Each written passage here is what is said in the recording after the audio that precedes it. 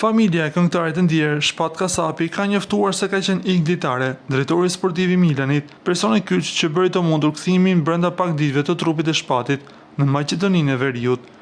Tare ka ndërhyrë personalisht për të përshpejtuar procedurat e ndërlikuara që lidhen me rastet e tilla në Itali.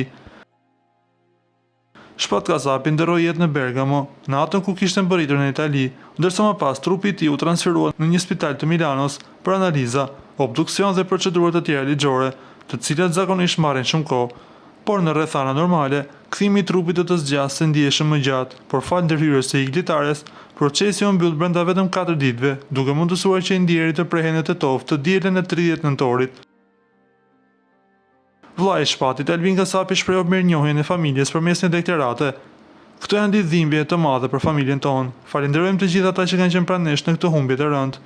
Duhet të shpreh falënderim publik për iglitaren, bashkëkombasin tonë që bëri të pamundurën dhe ishte faktor kyç që trupi i Shpatit u kthye në kohë rekord në vendin tonë. Na është gjendur jashtëzakonisht shumë dhe e vlerësojmë pamas këtë mbështetje, tha Albin Kasapi.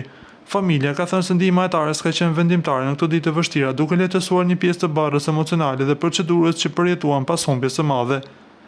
Shpat Kasapi ndërroi jetë mbrëmjen e së martës, 25 nëntor, pas një arresti kardiak në Bergamo të Italisë.